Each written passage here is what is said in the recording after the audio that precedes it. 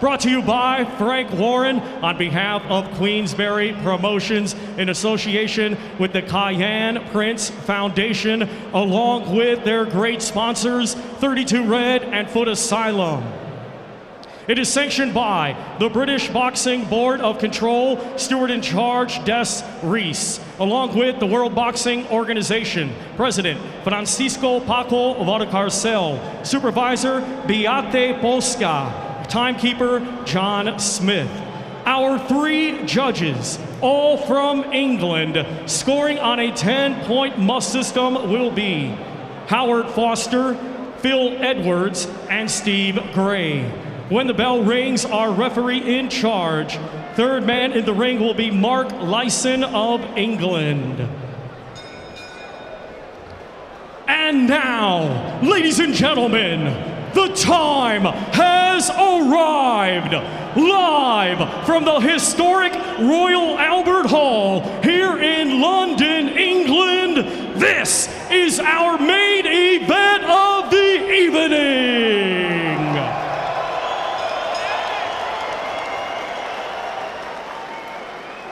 Introducing to you first, fighting tonight out of the red corner. He's wearing black with red and weighed in at 15 stone, 7 pounds. Coming to us from Accra, Ghana, he brings an undefeated record with 19 wins. 16 of his 19 wins come by way of knockout. Ladies and gentlemen, please welcome the current WBO African Heavyweight Champion, Ebenezer Tetteh.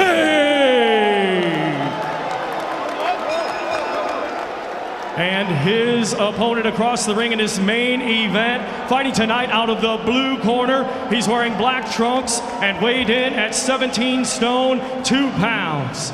Hailing from Greenwich, London, England, he is undefeated with 12 wins. 11 of his 12 wins come by way of knockout.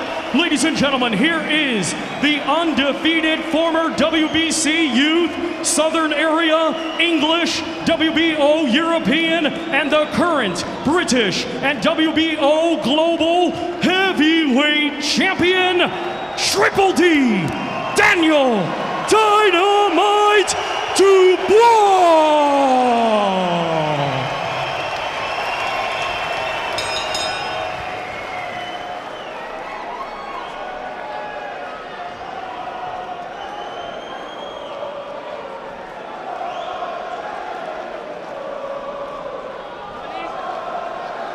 Tetteh's cornerman a little bit slow getting their man ready.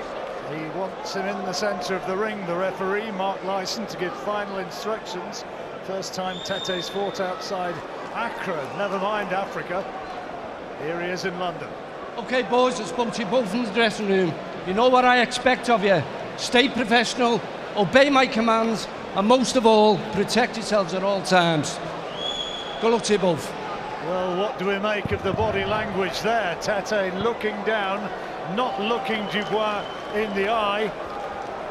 There is a chance, just a chance, that he will freeze here. We will see. He looks very, very nervous. They've forgotten to put the gum shield in Tetteh's mouth. Referee spots that. Here it comes. Well, that is not massively professional. So 12 rounds on paper. Seconds out, round 1. What can Tetteh deliver? Dubois straight onto the front foot, looking the business. That jab at the rise is so heavy.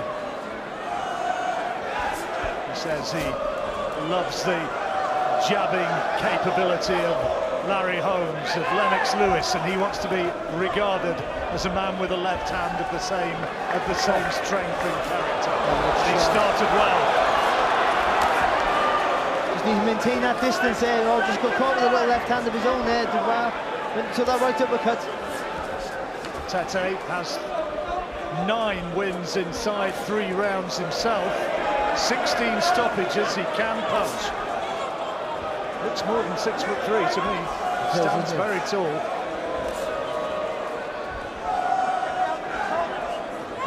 15'7". Deontay Wilder proportions, isn't he? Without the athleticism. Without the power, you would think, but we'll see. It's a lovely jab from the bar, really is. Just offsets anything that anyone's trying to, if you're trying to mount an attack, a big heavy left hand makes you reset, makes you take a step back. Only 7 amateur fights, remember, in addition to his 12 paid engagements, Daniel Dubois. Wonderful job Martin Bowers has done with him in that Peacock gym. He was great against Nathan Gorman, he really was. The variety in his work, changed his plan a little bit when Gorman tried to adapt. Tetteh needs to find something solid just to announce himself. And this fight, but that's the right hand from Dubois. It was body shots with the left hand, the gloves came down, created the opening, the right hand's put him down, and how much stomach has he got for more of the fight? There's still a minute to go in this opening round, and Dubois going looking for him, and he goes again! He goes again with left hand, right hand combination. He really should have stayed down, but he's got straight up. And is the referee going to allow him to continue? He's not. He's waved it all over. Ebenezer Tetteh angrily pushes the referee away. He wanted to continue, but Daniel Dubois, no fault of his. He was just a class too high. Listen, you can understand Tetteh's frustrated. He wanted to continue, but the referee has to save him from himself, because the next time he gets caught, he gets put to sleep. I'm pretty sure of that. He had no defence, no real offence either, just trying to swing. He was too easy to hit, too tentative in his approach, and Dubois came out with a solid jab, pushed him back, and once he caught the variety in the first knockdown of the world from Dubois, again showing a different variety and a different class to his game. Up and down the ladder, body and head, and finishing with a lovely shot. Lovely jabs in the opening minute from Daniel Dubois. Then the body shots started to come in. The gloves came down, that right cross went in, down he went. Well, and even the body, because he hit him with the body shot with the left of the body, then come over then, drops the elbows because they're so heavy, and then cracks him with the left leg on the chin, and steadies the legs. Tetteh got up too early the first time, certainly the second time. No experience to take the knee, no real help from the corner either, probably no shouting to say, just take a rest and compose yourself. Got up too early, and then give the referee Matt Lyson no option but to call it off. I heard Colin Hart, the esteemed Sun journalist who's been around forever and has seen boxing since way back, and he said that Daniel Dubois, in his way of looking at it, was the hardest punching heavyweight fighter from Great Britain that he had seen, and we've seen a little more evidence of that here today. Let's take a look again at the first knockdown. And again, lovely left hook there, right hand, but then he switches to the body. Again, right hand there puts him on the floor. Look at it, a little bit low there with the left of the body, but that doesn't matter. He keeps throwing the shots. Again, you'll see he's up and down the ladder with the body shots. Right hand puts him on his back. He gets him too early, Tetteh. Again, they're doubling up with the left hook. Accuracy. They're fantastic. They're good shots. They're good, clean shots for the first knockdown. That puts him in the pressure straight away. As him hurt, gets him too early. Then he just piles over there. Again, accuracy, power, taking his time, not getting too close so Tetteh can hold. Tetteh tries to hold forward. Dubois takes a little step back, hits him again on the way down. And the referee then, because he got up too early, still unsteady on the legs, not fired him back. The referee's got to step in. He's got to step in. Well, Tetteh didn't like it. I think, though, that the referee's made an absolutely correct decision. You can see the reaction. He's annoyed at that, but he can't believe it. Can't believe it, but I think that the referee has stopped him there from getting a very bad knockout indeed. So here's Thomas Treiber. Ladies and gentlemen, here is the official time. 2 minutes, 10 seconds of round number 1. Our referee, Mark Lyson, stops the contest as the red corner was in no position to continue. Therefore, your winner, and now the Commonwealth and WBO International Heavyweight Champion, Triple D, Daniel Dynamite Dubois! Well, they keep putting them in front of him. He keeps bowling them over. He's collected another belt. It's belt number 7. It's the Commonwealth title that he's won here tonight. He is surely ready to move up through the levels. We heard Joe Joyce saying maybe a couple of fights from here, maybe then it could be that he's ready. Well, it might not be the fight that happens next, but on the basis of what we're seeing, I think most boxing fans would say that he's ready for that right now. A very, very exciting young talent indeed.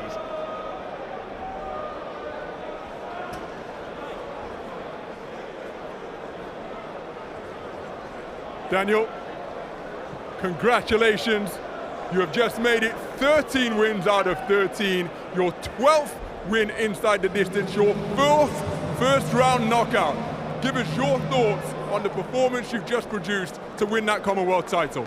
It was a great performance. I just want to say thanks for everyone for the support and turning out tonight. It's amazing. Without you guys, we make this night a great night of boxing. And on the performance, yeah, I did what I had to do. I worked the jab, and basically everything I practiced in training, I put it into practice. So it's all credit to my trainers, my dad, and everyone behind in the team.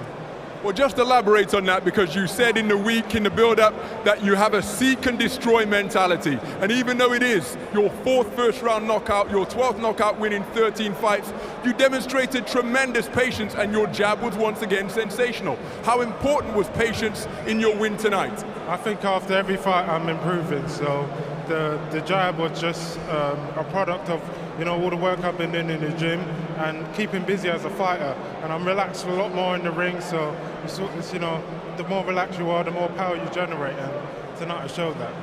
Absolutely. Strap season continues. That is your 7th professional title in just your 13th professional contest. Frank, let's have a word with you. You're the man guiding the progress of his career. When he's racking up titles, racking up wins in such impressive, poised fashion, is the aim to keep improving in this rapidly? Does he have to consolidate at this level? What is the next step for a talent that is so prodigious? I think it's just working his way through the belts. Obviously, the most important thing is that he keeps learning. In this fight, albeit it was quite short, the jab was superb. He's getting a great jab. He's probably got one of the best jabs in heavyweight boxing. And, if he catches anybody, he's going to take him out. It's all about getting experience, more and more experience. And we'll step him up. He'll fight in December. And see him back in action again. And when you see him in action, it is exciting. There's no doubt about it. Absolutely, nobody would refute what you've just said. In looking to step him up, in looking to get him back out in December, what type of opponent are you looking at? We've got a lot of veteran heavyweights here in this country. There are a lot of them on the world scene as well, former world title challengers, guys who are tough, grizzled veterans. What type of opponent can we look forward to in Daniel's next outing in December? Well, we've offered all these veterans the fights. Derek Chisora was offered it, David Price, none of them wanted the fight. So let me tell you, we've already tried to do that. The fact of the matter is he's only had 13 fights, as you just said. We will keep stepping him up, and whatever's available, we will make sure it's an improvement each time for him, because he needs to keep learning. But he's one of those fighters, he can end a fight, and as soon as he lands those bombs, it can be all over. And I'm just thrilled and excited about what he can be. For me, he can go on and win a world title very, very, very, very quickly. All the guys are tied up at the moment at the top level, but by the time they sort themselves out, he's going to be in a mandatory position challenging one of them. But you've always said during the course of what is a Hall of Fame career as a promoter, your aim is not to have your guys win a world title, is to have them win a world title and keep it. So how far or how close is Daniel to being at that type of level? Well, the facts of the matter is none of the titles are available at the moment. So in some ways that's a bit of a blessing, because he can continue his education. But next year, towards the autumn, there'll be an opening for him, and he will be a mandatory challenger to one of them. And all that's going to happen is going to keep learning, keep getting more experience. So when he gets in there, he's going to be well equipped, hopefully to win a world title. And as you said, and I keep saying, it's not just winning it, it's defending it. Anyone can make world titles. It's about the guy going in there being able to move forward afterwards, not just going there saying I fought for the title and got knocked out. Well, Frank, thank you very much indeed. Daniel, the last word to you. You're making this a brand new home for yourself. Your second appearance here, you've sold out the Royal Albert Hall. Just tell us, how special is it for you to box at such an historic venue in front of such knowledgeable, passionate fight fans? I'm only 22 years of age, and it's a genuine honor. I love this arena. I love my sport, and I love boxing. So it makes a great night of boxing. Thanks very much. Well, thank you very much indeed. A terrific performance. You're the new Commonwealth title champion, your 7th title in just 13 fights, and we look forward to seeing you once again. Ladies and gentlemen, Daniel Dubois, the new Commonwealth Heavyweight Champion.